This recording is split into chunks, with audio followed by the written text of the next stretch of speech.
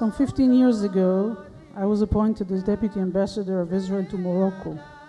When I came to Rabat, I found a very warm, traditional and Zionist Jewish community, but also a very, very small community with no young generation. Between the years 1948 and 1967, more than 250,000 Jews left Morocco. In countries like Egypt, Yemen, Libya, Iraq, and other Arab and Muslim countries, Jews left their homes, leaving behind all their property. We often hear about the refugees issue, mostly referring to the Palestinians who left Israel. But the story of the Jews that became refugees one night in May 1948 is rarely being told.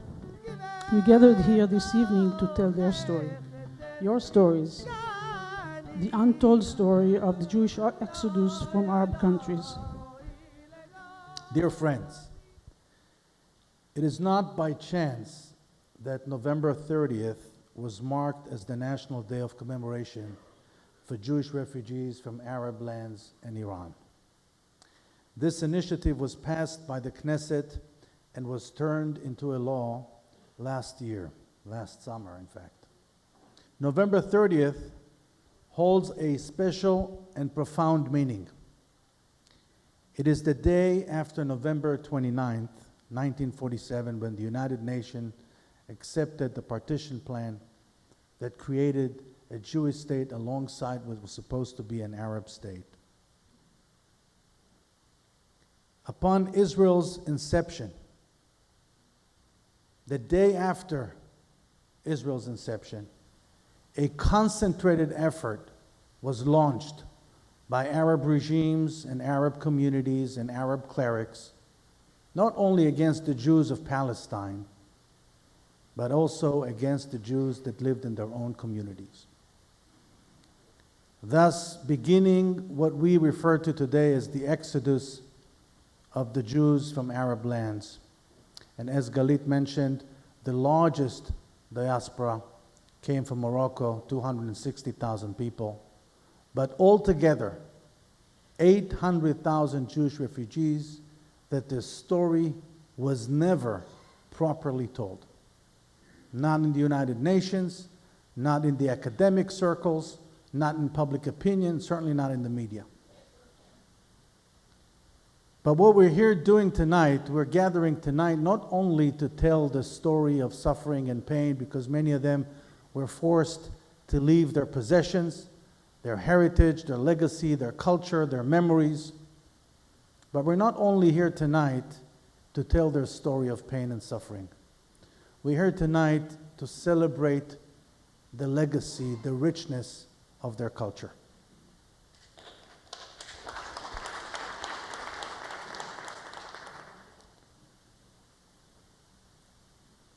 You know, the State of Israel, someone very wise said, was founded upon a dream. It's very unique. And the tribes came from all over the world. But the problem was that each tribe had a different dream. And sometimes those dreams collided and created some tension. And this tension was manifested through culture and society and politics and even business. But at the end of the day, it's our narrative, our joint story, our joint Jewish narrative that we all celebrate that serves as the glue that keeps us together. So, in my view, tonight is a beginning of a wonderful tradition that we're going to hold here in this very sanctuary, Rabbi Abadie. Every year we will get together to tell yet another angle of the incredible story of the Jewish refugees that left the Arab lands and Iran. So thank you all for being here. I'm sure you're all in for a very special treat, enriching, full with history and details and personal stories. Thank you so much.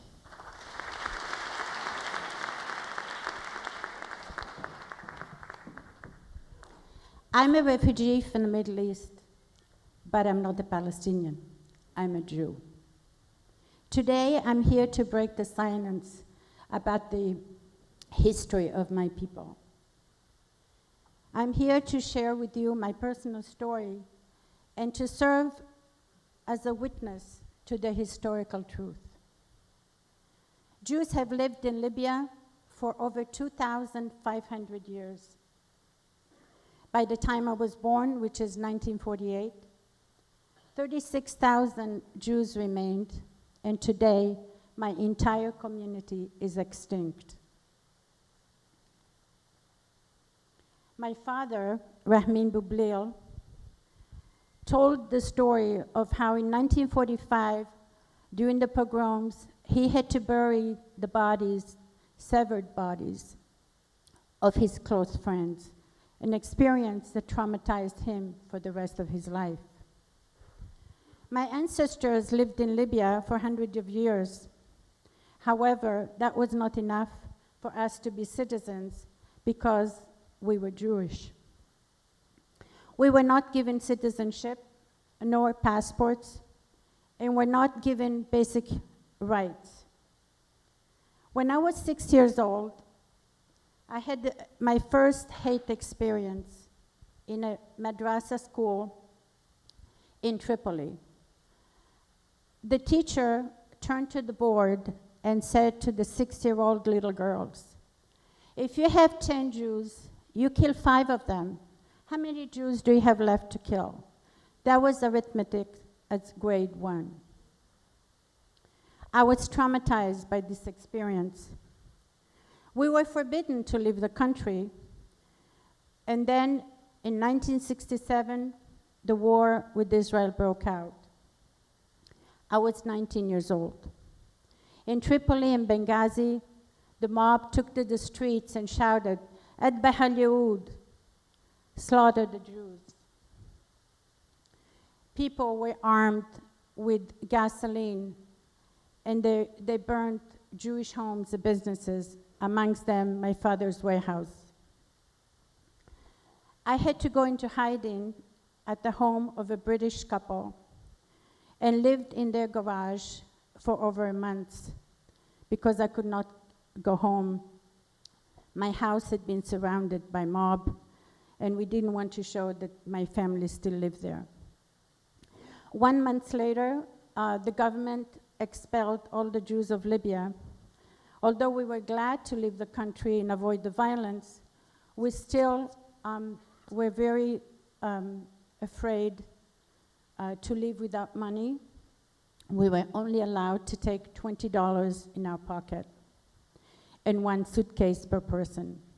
Halfway to the airport, the driver pulled over on a dirt road and just stopped. Not knowing what was going on, but suspecting that something was wrong, I ran over to a gas station to try to get help and called the British family that had hidden me. But when I got there, 3 Arab men were in this little room, and they wouldn't let me use the phone. So I struggled with them physically, and eventually I called Brian, the man that had hidden me in his home. Eventually, I was able to reach them, and I ran back to the bus only to find out that my mother and father and the rest of the family was pretty much paralyzed by fear. And when I looked down, I found a huge gasoline pool under the bus. The bus driver was holding a packet of matches in his hands. So the faith of 7 members of my family was locked into this box of matches. Eventually, the British man came with a couple of his friends and took us to the airport. We were spat at. We were told, Yehud Kalab al-Arab, Jews are the dogs of the Arabs. And this experience, of course, is forever engraved in my memory. So from Tripoli, we had no real place to go except to Italy. We boarded the plane and we arrived in Italy, where we lived in great difficulties. My sister and I We all shared a very small room. 7 of us had to sleep, most of us on the floor. My sister and I slept in the bathtub. I don't recommend it. We had no place to sleep on the floor. So we had, eventually, despite our suffering and despite our humiliation, we chose not to see ourselves as victims. We did not seek any revenge. Later on, when I emigrated to the United States, I found out the international community was very indifferent to our historical injustice. We felt abandoned by the United States, the United Nations, and the rest of the Western world. To deny the existence of Jewish refugees is to repudiate our own existence. To deny the existence of Jewish refugees is to extinguish our own witnessing. How can we be honest about Middle East history without an accurate understanding of all the refugees? Understanding the Jewish experience in Arab countries is crucial to understanding of the contemporary Middle East. Sadly, it is a subject which has been mostly neglected, not only by the international community, but by Israel as well, which we are very grateful now that we have friends that are really working wonderful magic in Israel to make this issue a part of the agenda. My story is not unique. Each refugee has its own voice. Together, they will tell the story of nearly 1 million Jews who became refugees from the Arab countries. Today, we're here to honor their memory and to celebrate their culture. I pledge to you that the plight of the Jewish refugees will no longer be forgotten. I am here to challenge you to tell our story. My organization, Jimena, Jews Indigenous to the Middle East and North Africa, continue to work tirelessly to make sure that we will no longer be the forgotten refugees. Please join me and hold hands and raise your hands up and repeat after me. We are no longer the forgotten refugees. Thank you.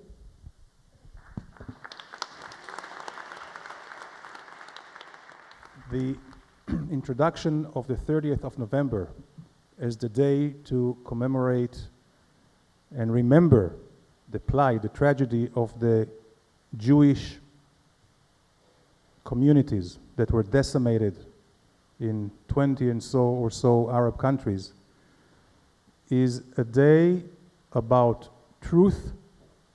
It's a day about justice, and it's a day about pride, a pride of our Jewish heritage in these Arab countries, the very rich culture of more than 2,000 years throughout the Middle East and the Arab countries, as we were there long, very long before the Arab occupation in the 7th century. And I can tell you that I have really discovered this issue and internalized it only when, after I was elected to the Knesset, I became Deputy Foreign Minister. Now, one would think that as a son of a Jewish refugee from Algeria, I would have it in my veins, in my blood, in my DNA, but not. And when I try to explain to myself, to you, to everyone, why wasn't it a case from day one, 1947, 48, 1967, even after 73? And the only explanation I can find is that first, when Israel was re-established in 1948, it was considered first and foremost as a refuge to the Holocaust survivors. And nothing can be compared to the Holocaust. So it seems like, the refugees, the Jewish refugees from Europe, it was too painful, maybe, for the general or the communal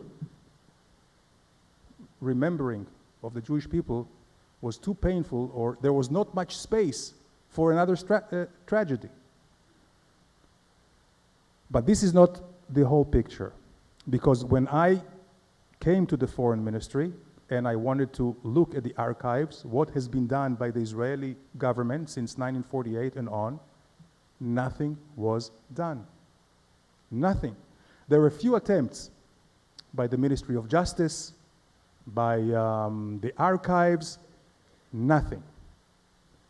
And again, my explanation to this is that it didn't fit the ethos of Zionism, of Jews coming to Israel, out of their desire to come back to their ancestral home, to rebuild their lives. The ethos of Zionism was that it was coming as pioneers to build the land, not people who fly from tragedy, who flee from tragedy. Of course, it is not quite consistent with the story of the Jewish refugees from Europe, but this is not the only inconsistency that you find. I would say these are the two main reasons that this issue was not taking a much more central place in the new, modern Jewish Israeli history. And I can tell you also that my first interest in the plight of the Jewish refugees from Arab countries was not necessarily because of the rich culture that we have left behind. It was quite instrumental, because I was thinking at the time, it was 2009, and I was thinking at the time, well, how do we counter the Arab propaganda? How do we better Israel's image on the international scene? And also, how do we better our position, have better cards for negotiations with the Palestinians once, at the time, if you remember, 2009, after the speech of Prime Minister Netanyahu, Bar Ilan speech, remember that, talking about the two states and for two peoples? I was thinking, and there were, President Obama came to office, he appointed a special envoy, former Senator Mitchell, and there was an energy and there was drive, and people were thinking, well, maybe peace was not around the corner, but, we can get into some negotiations about the final status of settlement with the Palestinians. And I was thinking, let's have a better card, so once we come to the final settlement with the Palestinians, one of the most intractable issues outside Jerusalem, there are two intractable issues. One is Jerusalem, and the second one is Arab refugees, Palestinian refugees. These are the two issues. And I was thinking, well, we have enough evidence to show that Jerusalem is ours. I'm not going to belabor too much. But on the issue of refugees, I was thinking, what can we counter it with? And what do we do is bringing into the table of negotiation the plight of the Jewish refugees. This is a no-brainer. Why Israeli governments, successive Israeli governments from 48 on didn't do it? As I said, maybe they were busy with other things, but certainly it was an oversight, or certainly it was a short-sightedness on the PR issue and also on the political negotiations. So I was thinking, well, this is an issue which is deserving a better look and a better platform. And so it came from PR and instrumental. And as the PR, we are suffering on the PR. Why? Because we have always let the Palestinians take the initiative. They always are on the offensive. They use the tactics of the Goebbels propaganda of the Nazis. If you repeat a lie 1,000 times, said Goebbels, it becomes the truth. And this is what the Palestinians have been doing. Of course, they were aided by 22 Arab countries, 57 Muslim countries, so they had a large contingent of supporters around them. And we were, one Jewish state, and we didn't counter their lies with the truth. So I said, first of all, we have to level the playing field. We have to tell the truth, and we should do something else in the PR. We should not be responsive or reactive. We should also be proactive. And to be proactive is to bring the issue of Jewish refugees for all these reasons that I told you about. And I don't know if many of you saw this clip on the YouTube about Jewish refugees from Arab countries, which went viral over the web. Hundreds of thousands, millions watched it. Not only that, I took this clip with me to Geneva in 2010 or 11, I believe, when there was when UNHCR, the UN High Commissions on Refugees, were having their annual meeting.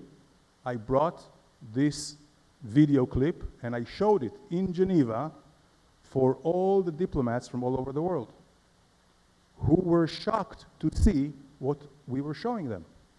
And the fact that there were more Jewish refugees from Arab countries than Arab refugees who were displaced by the war, which, by the way, was the responsibility of their leadership, starting with Haj Amin al-Husseini, continued with the Arab League, and we have found, while doing the research, we found all the decrees and decisions by the Arab League in 1948, after the Independence War, that instructed the countries, the Arab countries, to dispossess the Jews from everything that they had and to expel as much as they can. This is not to talk about the pogroms and the murders that was taking place.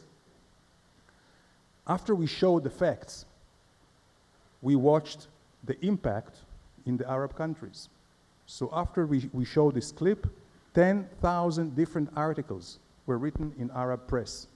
And they were debating whether it is true. Most of them never heard about this problem. Now, if Israel didn't talk about it, who would talk about it?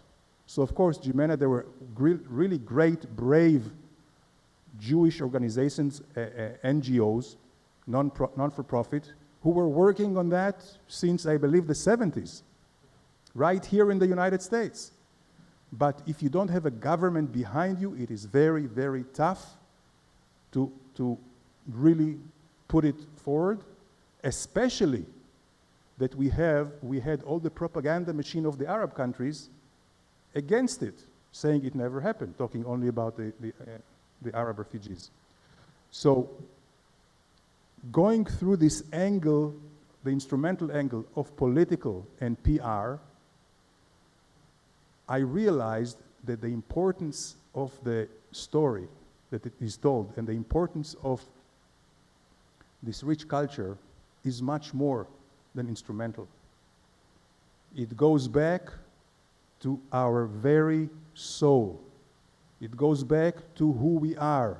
It goes back to respect our ancestors and their tradition. And of course, whatever they had to suffer after the recreation of the Jewish state of Israel. And this is when also we decided to go and take it politically inside Israel. It was not enough that we show it to the world. It was also very important to bring it into the curriculum of the Israeli education system, so every Israeli will know about their history. And it was very important also to have the political system. This is why we took it to the Knesset. And it took a while, we are all Jews, so of course we couldn't agree on one day, but I'm glad that after some negotiations we agreed on the 30th of November. And now this is the second year that we denote, that we put on the calendar, that we commemorate in Israel. It is just as important for Jews all over the world, here in New York or Washington or in Kazakhstan or wherever we are, just as important to remember this day, to have one day that is celebrated all over the Jewish world and also in the United Nations. Now, it's not going to be easy. It's an uphill because the Palestinians have 60, 65 years ahead of us, and they are too many. But the truth will prevail. The truth will prevail. I believe it was the Prime Minister Netanyahu always quotes Rabbi Schneerson, the Lubavitcher, when he came to see him, and he told him how he walks into the UN, to the halls of the UN, and there's one Jewish state, and he sees a lot of darkness because, you know, we are outnumbered and all these resolutions that were mentioned here by Irvin Kotler. And the rabbi told him, you know, in a house of darkness, even one candle lights up and makes a difference. And we are this one candle until everybody will recognize it. And also, this will be, I believe, the trump card at the negotiations with the Palestinians. So I want to thank all of you to come here. It is so important. And the most important thing is to keep teaching it. So this day now, the 30th of November, will keep from now to eternity to be mentioned, to be commemorated, as I mentioned, first and foremost in Israel and Jewish communities worldwide, and then also at the United Nations and everywhere on this planet. This is our duty to ourselves. This is our duty to our fathers and forefathers. This is our duty to our children, and the duty for justice and truth. Thank you very much. Your Excellencies, Member of Knesset and Minister Gila Gamliel, Ambassador Ido Aharoni, Consul General of Israel, Ambassador Danny Ayalon, Gina Waldman, Rabbi Jack Basul, distinguished guests, and dear friends. It's a pleasure and a privilege for me to welcome you to the Edmond J Safra Synagogue and to address this gathering to commemorate the persecution, expulsion, and exodus of the Jews from Arab countries. As president of JJAC, Justice for Jews from Arab Countries, and a refugee, son of refugees, this issue is very close to my heart. To see that this issue is being commemorated all over the world on an annual basis in the halls of government, the United Nations and synagogues, community centers, and the media worldwide brings a sense of relief and recognition, not only to me, but also to millions of Jewish refugees and their descendants. But firstly, I would like to take this opportunity to thank my new friend, Minister Gila Gamliel, who immediately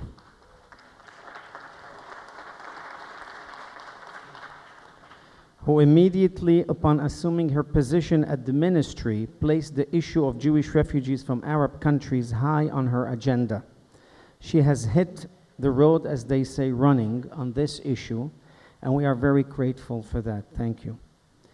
Our debt of gratitude to my dear friend, Ambassador Ido Aharoni, who is the representative par excellence of Israel, not only in New York, but in the entire United States, for his excellent leadership in bringing the issue of Jewish refugees to the knowledge of the American people, for his sophistication in representing Israel and making all of us proud of being Jewish and supporters of Israel, and most importantly, for being a true and close friend. And to my very, very, very dear friend, Ambassador Danny Ayalon, and former Deputy Foreign Minister, for his steadfast support and leadership on this issue. From the moment we brought this matter to his attention several years ago, he immediately took it upon himself to bring it to the level of high importance in the Israeli government and in the international arena. He was a pioneer and fought against all odds and strong opposition from his own coalition government to support the issue of justice for Jews from Arab countries on the floor of the Knesset, and helping passing the law to recognize the predicament and compel the government of Israel to seek justice from Jews from Arab countries.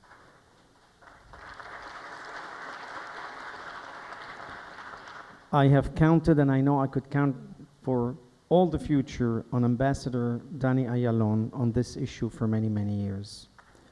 As you can see, of course, an applause is definitely well-deserved. Well-deserved. As you can see, our distinguished political leadership and diplomats tonight, from the minister to the ambassadors and to all the speakers actually, are either refugees themselves or children of refugees. Ladies and gentlemen, a major obstacle to the elusive peace in the Middle East is the issue of Arab-Palestinian refugee problem. Yet a key component to understanding this problem has been overlooked, ignored, and obscured in current dialogue, and some of the speakers have spoken about that. This component is the history of the human rights violations, persecution, and ethnic cleansing of the Jews from Arab countries. These Jews from Arab lands and their descendants compose roughly 50% of the population of Israel. Jews constituted a stable and historic community in these countries dating back at least 3,000 years. 16 centuries before Muhammad and Islam. The Aleppo Syrian Jewish community dates back to King David 3,000 years ago. The Yemenite community to King Solomon 2,900 years ago. The Iraqi and Iranian community date back to the first Babylonian exile, that's 2,500 years ago. And the Egyptian community over 3,000. Since the time of Muhammad and the Islamic conquest, as it has been already shown in the movie, Jews were second-class citizens. They had to be submissive to the Muslims. They had to pay a poll tax, a jizya.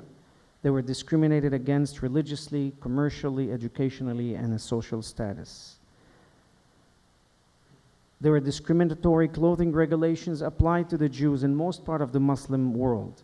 The famous yellow star that made its fame in the Holocaust, it is really an invention of the Muslims to the Jews in Arab lands. They had to wear that first. And so the relative tolerance that many of us have spoken in the past in the Islamic world in medieval times was replaced by profound contempt. As World War II ended and the terrible toll of destruction of the Jews became apparent, almost 1 million Jews in the Islamic world survived the war, although they were quite shaken by the years of persecution, torture, and assault. Within only a few years, their ancient communities would be abruptly and totally uprooted. When the United Nations voted in 1947 to partition British Palestine into a Jewish state and an Arab state, anti-Jewish violence exploded, reaching crisis proportions. Jews in Arab lands became the target of frustrated Arab mobs. Official government discrimination, persecution, and expulsion took place, leading to Jewish communities to flee for their lives in many places, with only the clothes that they were wearing and leaving everything behind. The status of Jews in Arab countries worsened dramatically as many Arab countries backed the war against Israel. In virtually all Arab countries, official decrees and legislation enacted by Arab regime denied human and civil rights to Jews and other minorities, expropriated their property, stripped them of their citizenship and other means of livelihood. Jews were often victims of murder, arbitrary arrest and detention, torture and expulsion. The final result, the mass displacement of more than 856,000 Jews from their countries of birth in some 10 Arab countries. Today, for all intent and purposes, as you've seen, Jewish life in Muslim lands has ended. My story, which I will not tell it tonight, many of you have known it already because you have heard one story, we're going to be hearing another story from Rabbi Basul, but my story is like the story of the more than 856,000 Jews that were living in Arab countries who were similarly displaced from the countries of their birth. Yet, when the issue of refugees is raised within the context of the Middle East, people invariably refer to the Arab Palestinian refugees, virtually never to Jewish refugees from Arab countries. The sense of loss for Jews displaced from Arab countries is multifaceted. There is a loss of one's country, of one's home, and leaving a life behind. But there's also the loss of history, of one's community, and the loss of holy sites. And painfully, as you saw in the video, the loss of family remains in cemeteries left behind that were turned into dirt roads. So we, the Jewish refugees from Arab country, demand 1, the right to memory, 2, the right to truth, 3, the pursuit of justice. 4, the right of redress and compensation. 5, the right to educate ourselves and the rest of the world. And 6, protection and restoration of heritage sites in all of those countries. Now the pursuit, you could applaud, not for me, but for the causes and the reason. The pursuit of truth and the right to justice and redress is imperative prerequisites to reconciliation between people as well as between states. And these are the truths. 1, it is a fact that the number of Jewish refugees far exceeds the number of Arab-Palestinian refugees, almost 2 to 1. 2, it is a fact that many of the Arab-Palestinian refugees were active combatants in the war against Israel, and not only innocent bystanders, while not a single one Jewish refugee was a combatant against any Arab country. 3, the War of Independence of Israel was a defensive war against 5 countries that came to annihilate it, and was not directed against the Palestinian Arab population, while the Arab governments directed specifically their war against their Jewish population.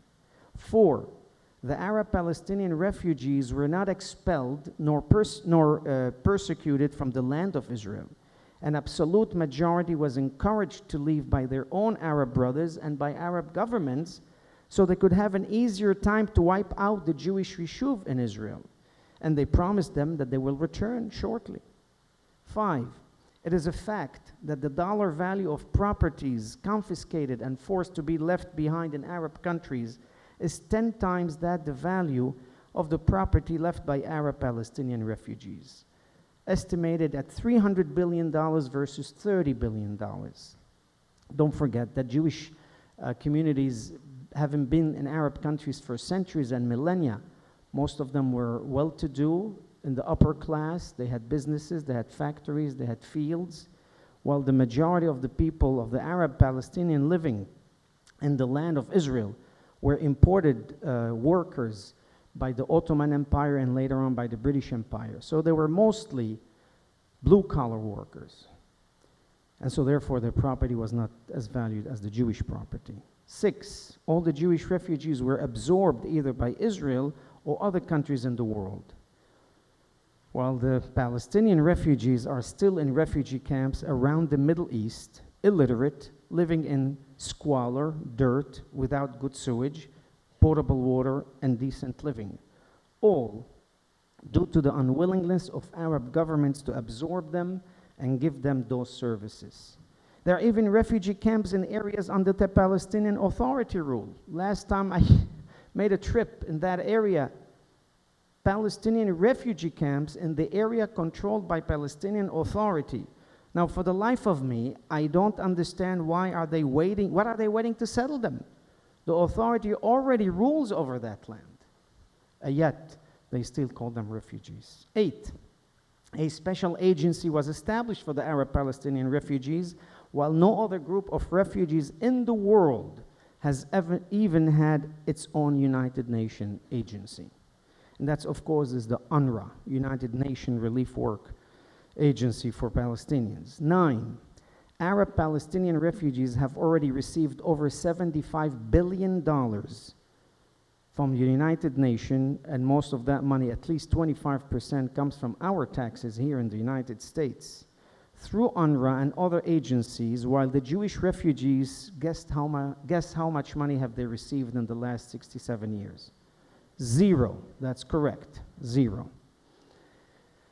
Therefore, the time has come to rectify this historical injustice by restoring the plight and truth and justice of Jewish refugees from Arab and Muslim countries to the Middle East narrative from which they have been expunged and eclipsed these 68 years.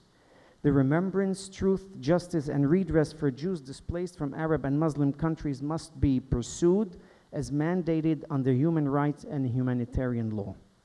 In the interest of truth, justice, and reconciliation, individual Arab and Muslim states and the Arab League must acknowledge their role and responsibility in the persecution and displacement of their Jewish population. In the interest of justice and equity, United Nations General Assembly resolution must include reference to Jewish refugees as well as Palestinian refugees, as it has been mentioned, those resolutions have increased already. There have been 172 resolutions on Palestinian refugees, 0 for the Jewish refugees. The United Nations Human Rights Council should address, as it never has, the issue of Jewish as well as it does for Palestinian refugees. And pursuant to the principle of equal voice, the annual November 29 commemoration by the United Nations of the International Day of Solidarity with the Palestinian people should be transformed into an International Day of Solidarity with all refugees, including Jews. And lastly, let there be no mistake about it. Where there is no remembrance, there is no truth. Where there is no truth, there will be no justice. Where there will be no justice, there is no reconciliation. And when there is no reconciliation, there will be no peace. Thank you very much.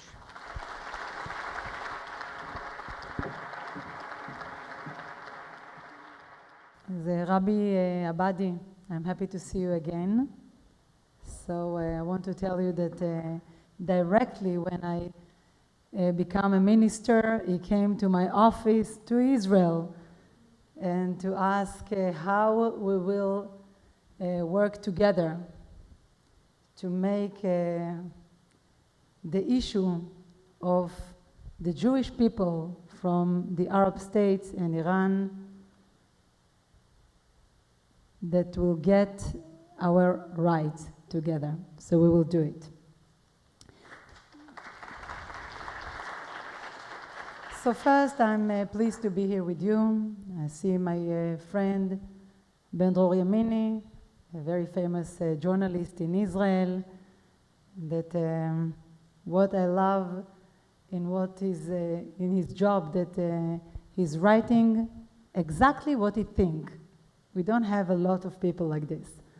So I'm happy to see you here. He spoke yesterday in the United Nations, and we're proud of you.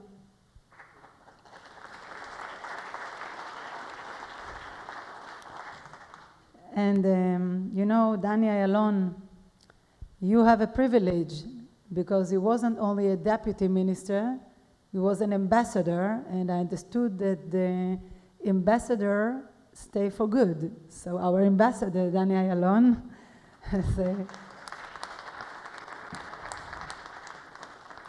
and all of you that you are here today in this special event. And they are really proud to be here representing the government of Israel. And like you said, my mother, she was born in Libya, and my father was born in Yemen. And I think of them, especially these days, and of so many others like them, whose story has long been overshadowed or left untold, like most of you, and your parents, and your grandparents. They and nearly 1 million other Jews from Arab countries came to the newborn state of Israel in the 1950s and lived in the most basic and squalid of conditions in camps similar of refugees camps. My mother was in Kiryat Malachi. It was Ma'abara, you know Ma'abara? Across the Middle East, from Baghdad to Cairo to Tripoli, Jewish business and properties were confiscated. Jewish quarters were destroyed. Synagogues were looted. Graveyards desecrated, and thousands of Jewish people killed. And these days, we will hear their voice, and we will speak and give them the opportunity that all their life will sound again in loud voice.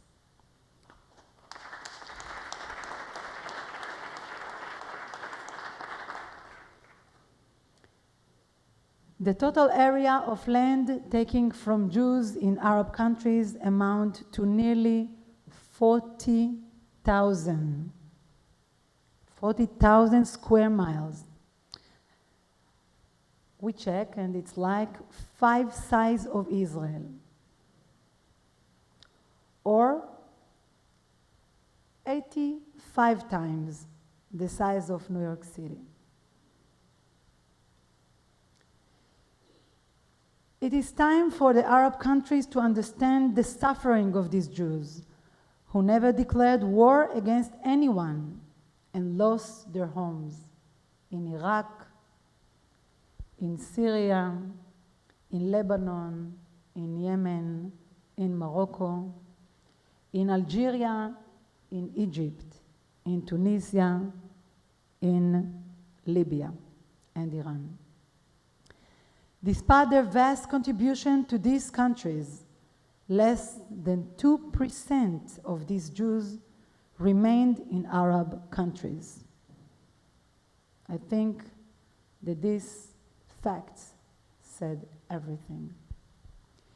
It is time for the Arab countries to accept responsibility for the billions of dollars of property they took for the hundreds of thousands of Jews who had no choice but to flee for their lives. We in Israel are finally giving voice to this untold story. Just this week, my ministry hosted a major event in Jerusalem's biggest stadium, marking the exodus and expulsion of Jewish from the Arab world and Iran. It was so exciting. One old man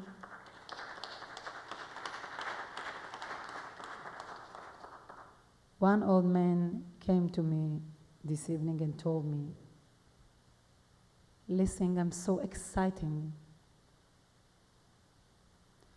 You bring me again to feel the honor in Israel. I feel that this day is for all my family that died before. So this is our job, and together we will do it. I promise."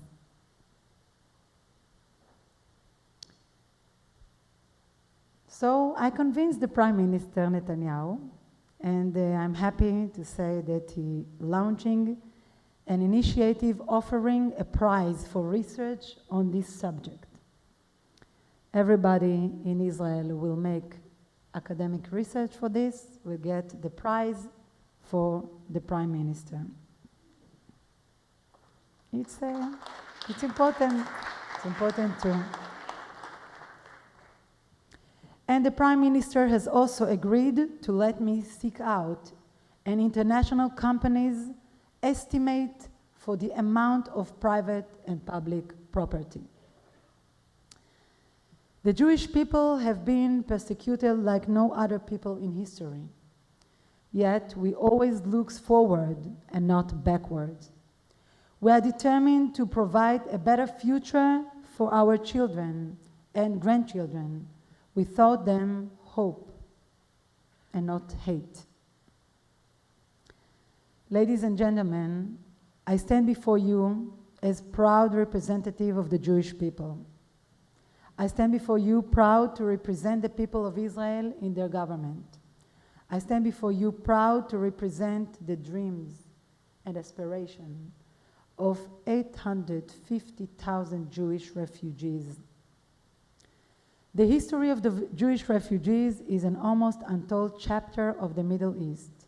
We need to let their voice be heard. In the Bible, we read the words of the prophet Yechezkel. Now we are in the synagogue. So say the Lord God, behold, I will take the children of Israel from among the nations and will gather them together and bring them to the land and make them one nation in the land of Israel.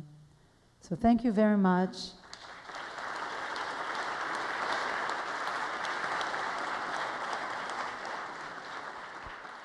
I was born in Aleppo, Syria. I came to this country 1992. Many attempts by our community here in New York and all over the world to get us out. For so many years, they were talking to President Assad to let the Jews out. We were very little community stayed there, about maybe 500 people, and they all broken families. You can never see whole family. My brother escaped from Syria in 1962. After he was bar mitzvah, he decided, him and his friend, to cross the border, Turkish border. My father saw him after 30 years, when we came here in 1992. My mother saw her sister, that she lives in Israel now, after 62 years. When they met, she told her, I remember when we were 7, 8 years old, we were sleeping in the bed. Now you became great-grandma. When she came to Israel to visit, Channel Arus 7, they came to welcome my mother to Israel to meet my aunt.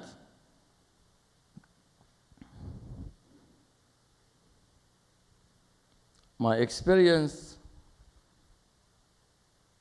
being as a Syrian Jew was very hard, and it's a big challenge to live among people that you know that they hate you. Everywhere you go, they have to ask you, are you Jew? Yes. Your ID shows that you are Jewish. It says in Arabic, Yahud Musawi, means Jewish, the follower of Moshe. I remember a story. I went to apply for a college at night to learn English. The guy looked at my ID. He turned it over. He said, are you Israeli? I said, no, I'm a Jewish. He said, wow, do we have Jewish in this country? Maybe you are a spy. You want to learn English to go spy? What do you want to learn English for? No, I'm sorry. Decline. As other speakers mentioned, that we didn't have passport. I was dreaming to have a passport. I never saw the passport in my life. I didn't know how the passport looks like. To get out of Syria, either you need to escape through Turkish border or Lebanon border. Otherwise, you stay there. You can never go out. You can never leave with the entire family. If you want to leave for a visit to the United States only, you have to apply for a passport, and you have to leave the rest of the family as hostages. We applied for my father to see my brothers. They declined it many times, claiming that we know your plan. Your plan is to let your father go as his old man, and then you're going to escape the border. We can never that happen. We can never let him go. Finally, we decided to send my mother. After so many years, she got approval, she got passport.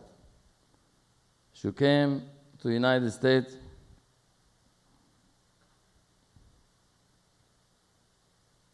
She tried many times to send us someone to escape from Syria.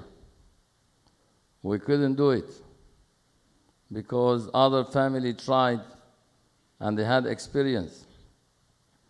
My wife grandfather, while he was escaping with his family in the border of Turkey, Syria, he passed away because the person that he was supposed to cross in the border, he ran for his life, he leaving the person under the sun, and he got stroke and he died. The whole family need to come back to be in jail for 6 months. They never got out. We always, when we hear that hate between Jews and Arab really became after declaring the state of Israel, that's not true. We hear story even before 1948, as other speaker mentioned. As a child, I was always running from Muslim neighbors, where they always put us by the corner, and they used to tell us, we have to say the statement where you have to convert to Muslim. You can never have kippah in the street. The only school that we have only up to 6th grade. After that, you need to go to private school, Christian school, not Muslim. As I was in college, I was the only Jew among thousands of people, thousands of students. And I remember a story when the professor was giving a lecture about Karl Marx, and he mentioned he was a Jew. I remember my friend told me, a time will come and we're going to kill all Jews. So you can never win. You are one among 5,000 students in college, the only Jew, and you think you're going to let it go? Our experience when we came to this country really was a dream for us, because over there was a big challenge to live among Muslims. You can never own a property. Even if you own, you cannot sell it. To leave the country, you have to leave everything. To escape, leaving everything behind you, running for your life. Decide what you want to do.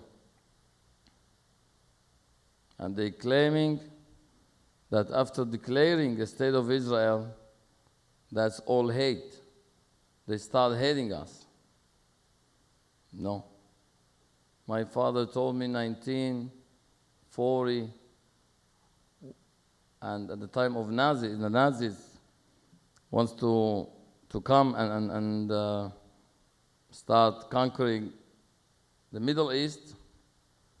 One of the Muslims told him, Moshe, Hitler is coming, and Hitler is going to kill all Jews in Syria.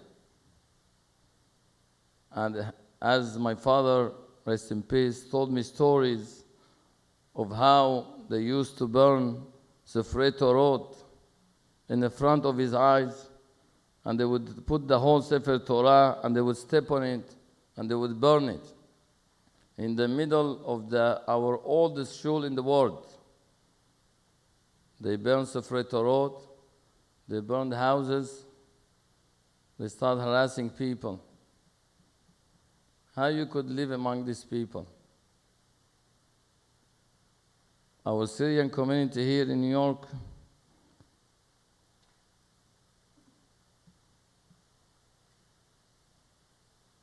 understood that to take out all Jews from Syria, it's a miracle. Can never live there. There's no boys to marry, no girls, few families left. How are you going to live? We didn't have a shohet, we didn't have a mohel. We used to take from other cities. Even traveling between cities is not allowed as a Jew. When we came to this country, we see the welcoming of our communities here, how they welcome everyone. And we understood what they did for us for so many years. UJA was the first to step in. Edmond Safra Alav Shalom, he was one among other business owners, welcoming people and hiring in the businesses where people we didn't know English. People don't know what to do. You're coming to a country, you don't know what to expect. We saw the big welcoming from all other communities in Brooklyn. When Rabbi Abadie called me to speak, I say, I don't know what to say. There's a lot of stories, a lot of things. Might take couple days. I know you don't like to stay so long. But there's stories, and there's true stories.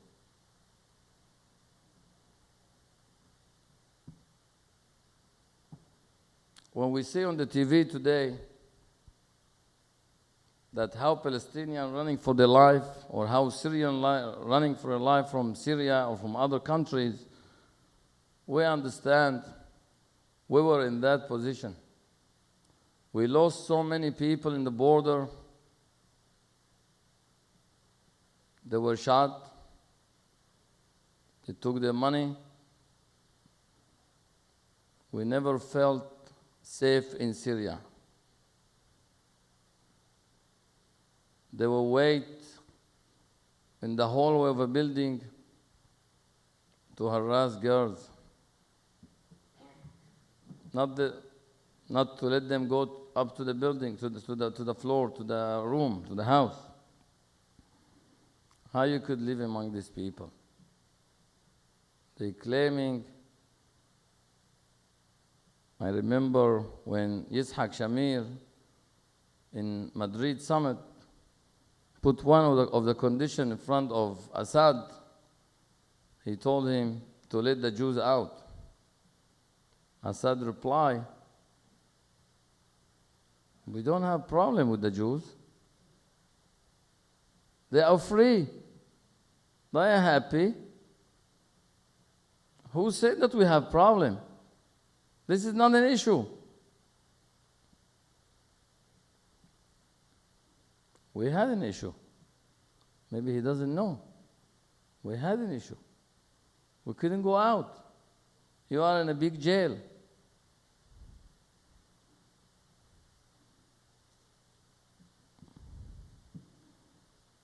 We have to understand one thing.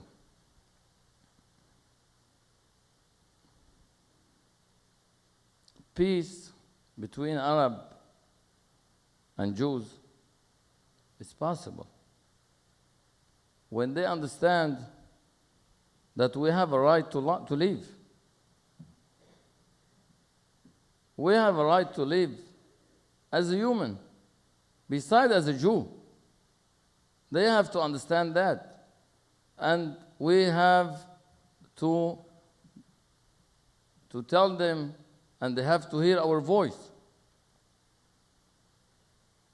I'd like to thank Rabbi Abadie for arranging for everyone here tonight, for hearing our story, and hopefully in the near future we'll all be safe as all Jews. I will always pray for all Jews all over the world, in Israel, especially in the United States here.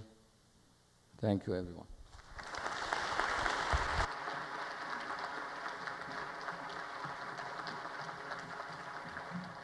Thank you very much for all of your remarks.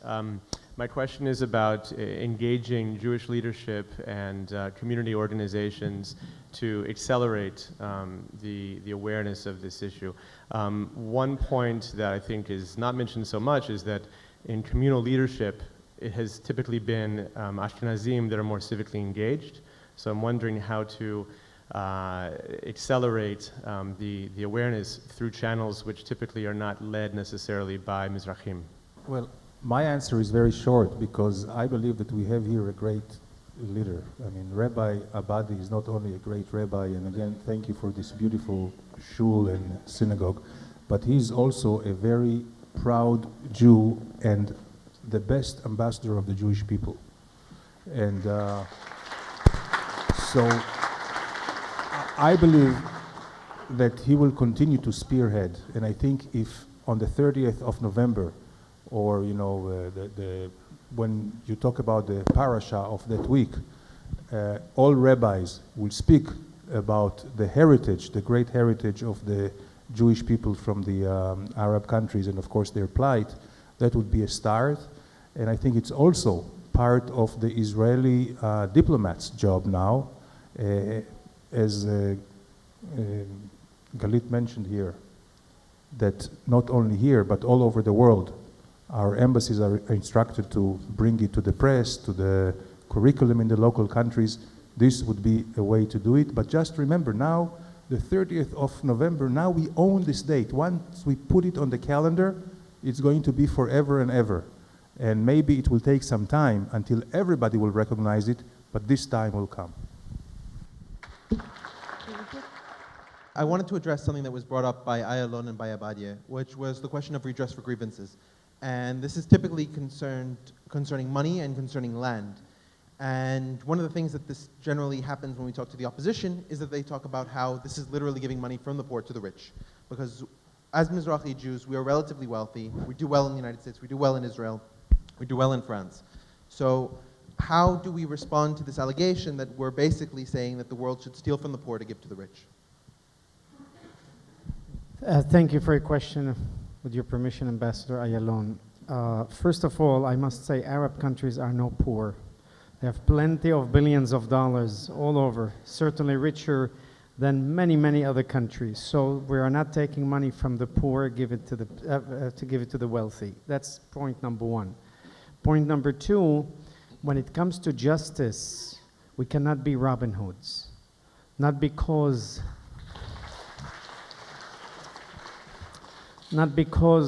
if a wealthy person or if a poor person took advantage of a wealthy one and the justice is on the side of the wealthy one, then we tell the poor you don't have to pay back.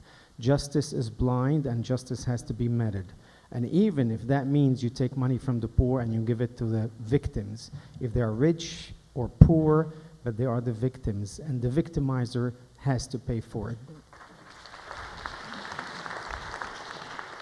This is a system of justice that not only the Torah, but all secular countries will agree with that justice has to be meted and has to be blind. I'm just wondering whether there has been soul searching, there has been or is there now in the political body in Israel, why this issue has been sidelined for so long. And are we now refugees of Arab countries now, if we're becoming a playing card?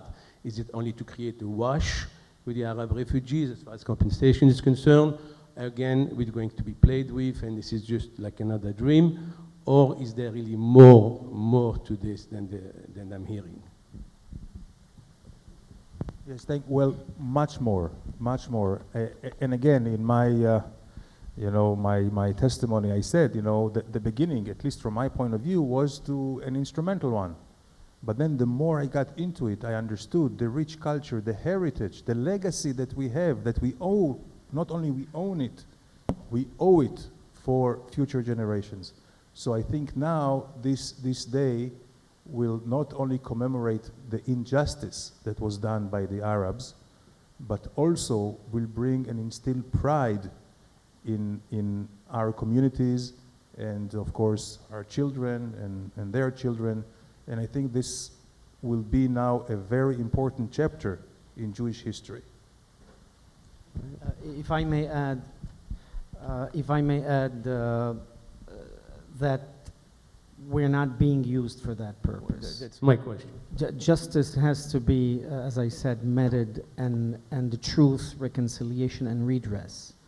Now, if and when they're going to be settling the issues of refugees, then we have also a bigger card to play. But independently of the redress, truth, and reconciliation that has to take place. I would like to add also that we have a service called Sephardic Voices. It's led by Dr. Henry Green, a university professor from Miami, who is documenting with video the stories of refugees, of all the Jews. So if you are one of those, it is imperative, Dr. Henry Green for Sephardic Voices, so he could film you and document your story. When we look at the book of the so-called Arab-Palestinian refugees and their properties and their history, it's a book this thick, from this table to here. That's how thick it is, with pictures, with dates. Half of it is probably lies, but it's there. They have it, and they take it out every time they want to impress. We need to do the same thing. Thank you very much. Thank you very much to all our speakers. Some of the speakers mentioned that this event is not only about the suffer and about the loss, but also about celebrating the heritage. So I would like to complete this evening to invite our audience to a special treat. It gives me great pleasure to introduce Asefa Ensemble. Asefa Ensemble focuses on music from the Middle East and North Africa, worldwide Jewish music, and jazz-based traditions. So I would like to thank again all the participants of our panel, and I would like to invite the music, let the music talk. Please, Asefa.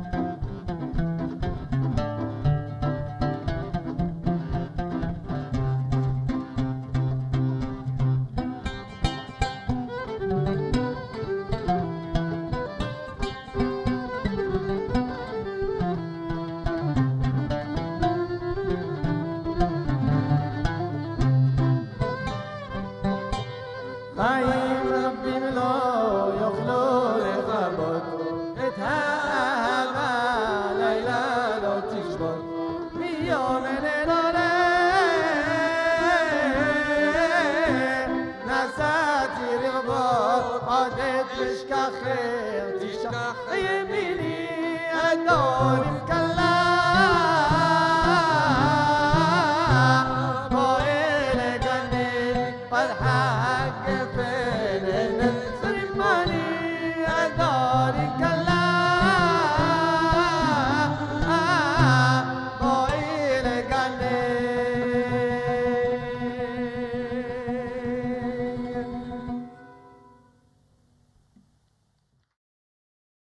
We would be pleased to send a complimentary DVD of this program to anyone who wishes to support JBS, the Jewish Broadcasting Service, with a tax-deductible gift of $36, double chai or more, to the nonprofit organization Jewish Education in Media. Simply visit the JBS homepage and click on the Donate button to make a donation by PayPal or your credit card. And please indicate the program for which you would like a DVD. Or you can send your tax-deductible check made out to GEM, Post Office Box 180, Riverdale Station, Bronx, New York 10471. And again, please remember to indicate which program you would like to receive with our compliments. And we thank you for your kind support.